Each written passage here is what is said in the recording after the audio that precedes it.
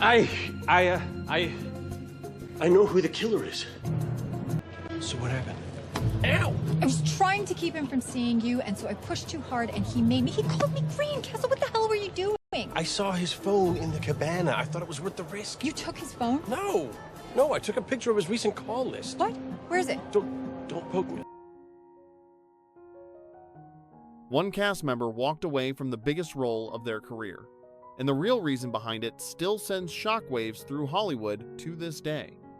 One face that millions of fans loved harder than they ever admitted out loud, written off the show in a scene so brutal, so gut-wrenching, so completely unexpected that audiences genuinely went through a grieving process that lasted for weeks, and one actor from this cast quietly transformed themselves into something nobody on the planet saw coming.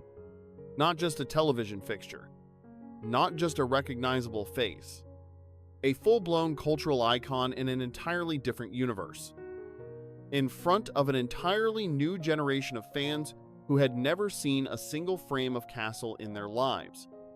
8 seasons. 8 seasons of slow burn tension so thick you could feel it through your screen.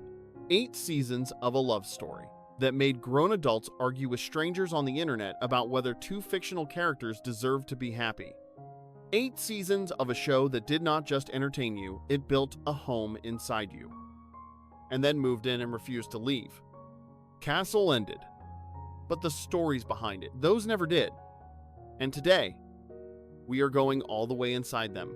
Before we do that real quick, if you remember exactly where you were the first time Castle and Beckett finally said what they had been holding back for years, if that moment hit you somewhere you were not expecting, then you already know what this channel is about.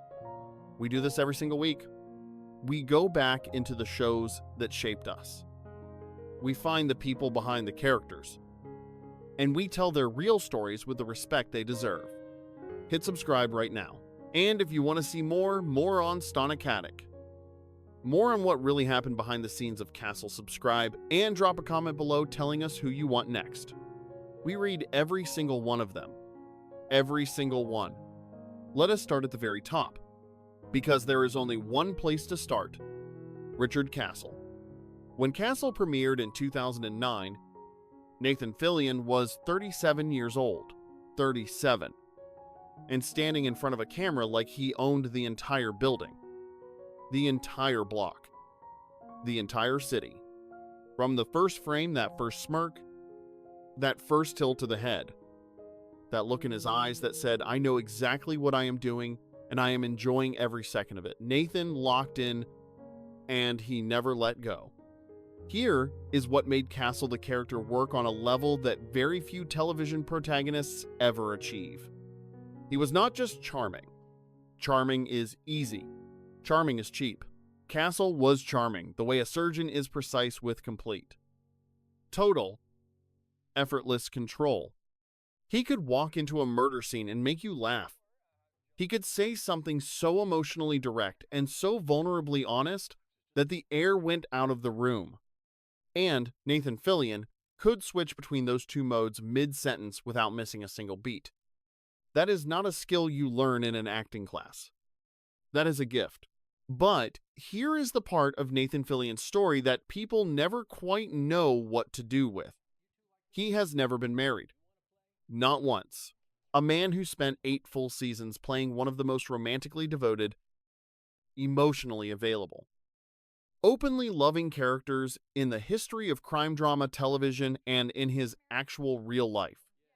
He has kept his personal world locked behind a wall, so carefully guarded, so completely private, that the most determined entertainment journalists in the business have come away from it with absolutely nothing. Fans find that genuinely fascinating. And honestly, there is something almost beautifully poetic about it. The man who made tens of millions of people believe in the possibility of a love story like Castle and Beckett, the man who sold that fantasy better than anyone quietly, privately, keeps his own story unwritten after Castle wrapped. Nathan did not slow down. He did not take a year off. He came back swinging with The Rookie on ABC, and he has been running at full speed ever since. 54 years old in 2026, and still the most magnetically watchable presence in any room he walks into. That is not luck. That is Nathan Fillion understanding exactly who he is and never apologizing for a single second of it. Now we need to talk about the heart of this show. The actual engine under the hood. The reason any of us sat through 4 full seasons of the most exquisitely agonizing will they won they tension ever put on network television without actually losing our minds? Kate Beckett. She was 31 years old when she walked into that precinct for the first time. 31 years old. With that file folder in her hand, that jaw set like concrete, those eyes that could cut through solid steel at 30 feet, and from the first second, Stana Katic appeared on that screen. Something shifted. You felt it. Something locked into place. You did not just watch this character, you believed her. Completely. Without question. The way you believe in Gravity, Beckett was the kind of female lead that crime drama had been trying to produce for decades. Intelligent enough to be genuinely intimidating. Wounded deeply enough to be fully human.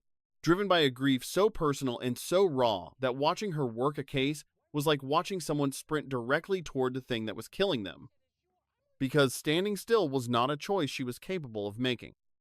And Stana brought every single layer of that woman to life with a precision that was not just good acting. It was something closer to alchemy.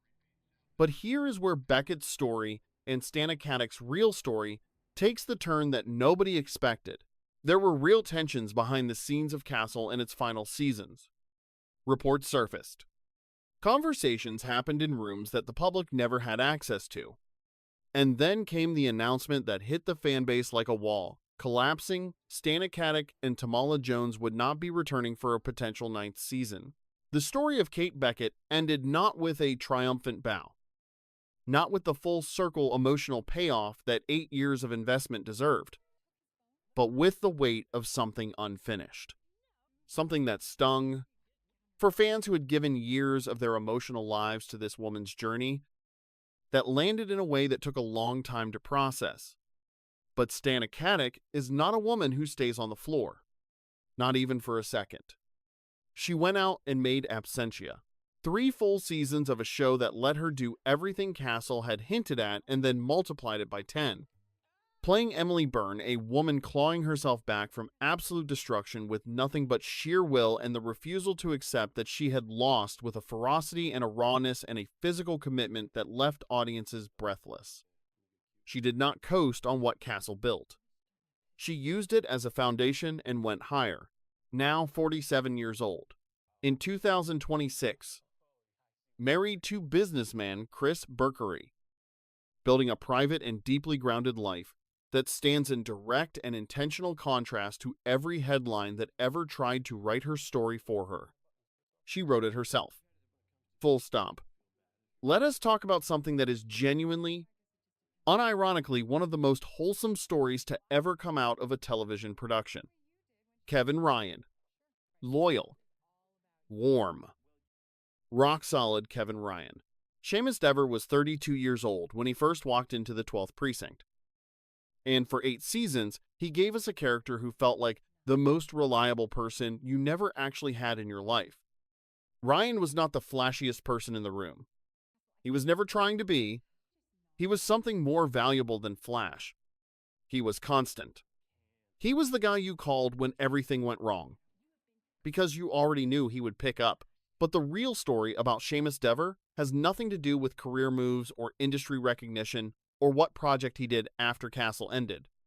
It is about his wife.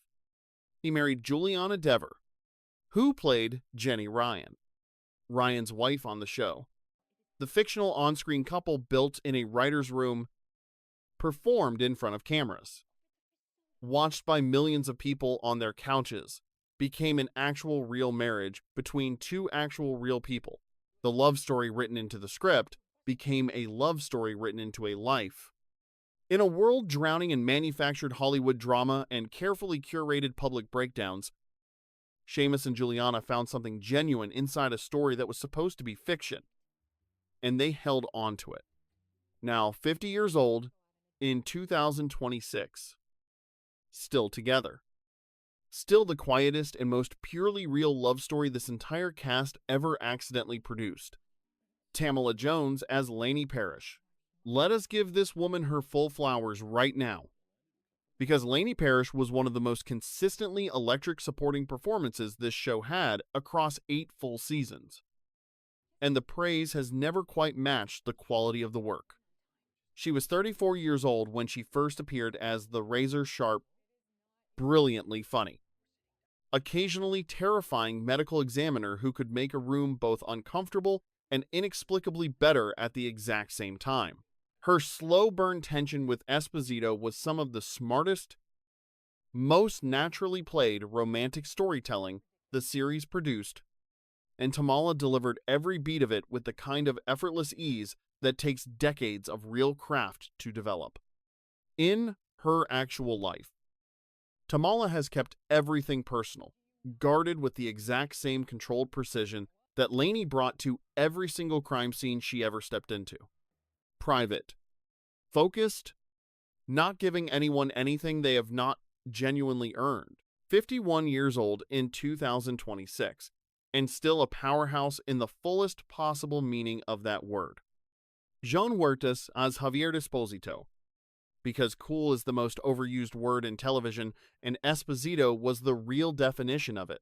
Jon was 32 years old when he first appeared in this role, and he built a character made entirely of contained intensity, the man in the room who never wasted a word, because when he finally chose to speak, every single person in that space stopped and listened. That is a specific and rare kind of screen presence. You either have it or you do not. Jon Huertas has always had it. After Castle, Jon Huertas did not settle into the comfortable space that his Castle fanbase had already built for him.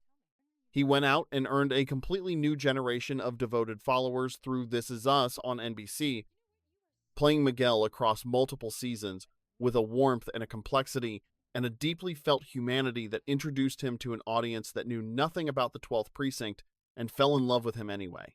49 years old in 2026. Married to Rebecca Wirtz. Still approaching every single role with the full force of everything he has got. Susan Sullivan as Martha Rogers deserves her own entire documentary, and we will say that without hesitation. Because Martha was never just comic relief. Martha was the character who would make you laugh until your sides hurt, and then pivot on a single line into something so precise and so true about the human condition that you had to stop the episode and just sit quietly for a moment. Susan was 66 years old when Castle launched. 66 years old. And she walked into that show carrying 6 decades of theatrical and television craft, like it weighed nothing. Every scene she was in became better for her presence. Every scene, now 83 years old in 2026, Susan Sullivan has quietly accumulated one of the most impressive and consistent television careers in the entire history of the medium. More than 5 decades of continuous work, not coasting, not making cameos, working, still fully alive in every performance, still the most theatrically present person in any room she occupies. Penny Johnson, Gerald as Captain Victoria Gates, stepped into Castle in Season 4 and walked straight into one of the most difficult positions any actor can face, entering an already beloved, already fully established ensemble and forcing it to make room. She was around 50 years old when she took command of the precinct. Cold authority, radiating off every word, every look, every decision. And for a while, the audience genuinely was not sure how they felt about her. That was the entire point. That tension was the performance. Now, 64 years old in 2026. Married to producer Graylin Gerald since 1982, over 4 decades of partnership. One of Hollywood's quietest and most genuinely enduring love stories, she has also found an entirely new and devoted audience through The Orville. 2 distinct generations of fans, 2 fully realized careers inside one lifetime. Molly Quinn was 15 years old when Castle started. 15. And she had to carry the moral center of Castle's entire personal world for 8 seasons, playing Alexis with a maturity and a genuine emotional grounding that most adult actors spend their entire careers trying to access. Now, 32 years old in 2026. Married to actor Elan Ruspoli, building a real and private life that is warm in all the ways that matter.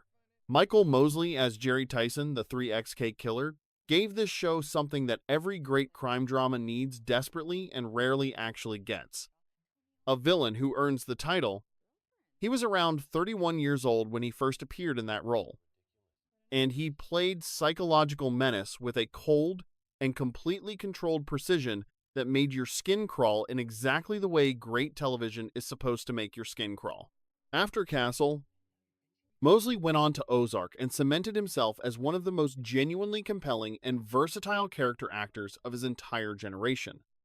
Now 47 years old, in 2026, still building, still getting better, and now we get to the one that still hurts. We have been building to this from the very beginning, and if you watched Castle, if you really, truly watched it, then you already know exactly what is coming. And you are already feeling it before we even say the name. Captain Roy Montgomery. Ruben Santiago Hudson was around 52 years old when he first appeared in this role. And from the very first scene, he built Montgomery with a quiet authority and a warmth and a principled dignity that made you feel genuinely safe every single time he walked into the frame. Montgomery was not the flashiest character in this show. He was not the most dramatic or the most quotable. He was something rarer and more important than any of that. He was the foundation. He was the reason the whole structure stood up. He took a young detective who had every possible reason to collapse under the weight of her grief, and he gave her a purpose and a home and a reason to keep going. He protected his people with everything he had, including the parts of himself he could never speak out loud. And Ruben played every single layer of that man, every sacrifice, every burden, every quiet pride, with a completeness and a humanity that made the line between character and person impossible to find. And then the show took him in that season 3 finale. Montgomery's sacrifice. The way it was staged, the way it was written, the way Ruben played every single breath of his final scenes, there was no performance there. It did not feel like acting. It felt like watching something real end. Fans did not just react to it. They mourned.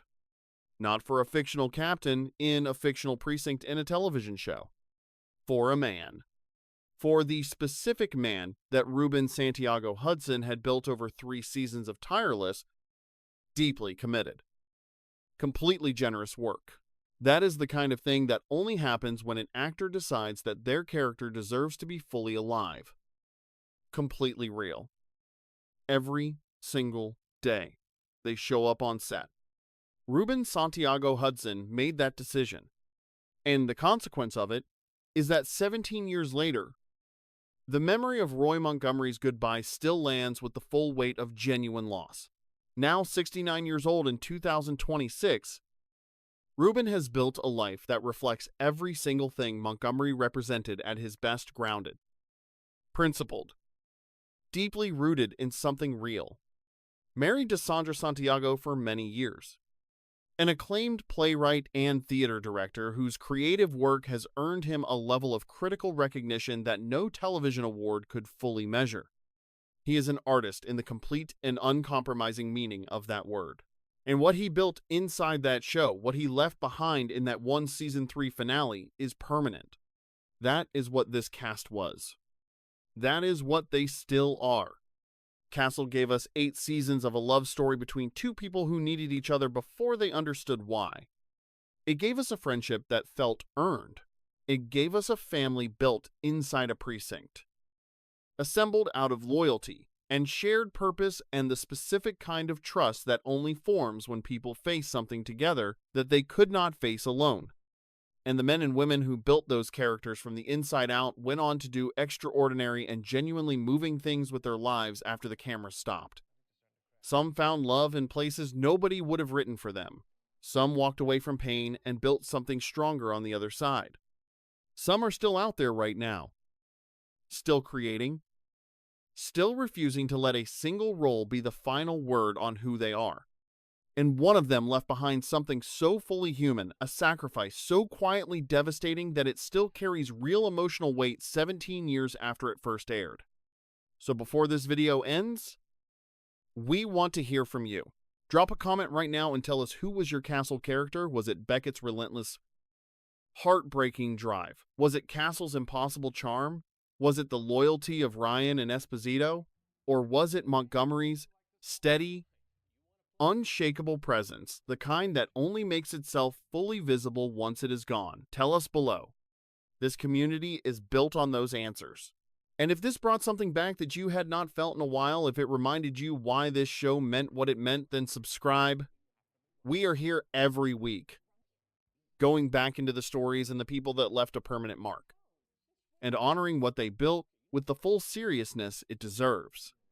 Castle is over. But some stories, the ones that got all the way inside you, those do not end. They just wait for someone to tell them again.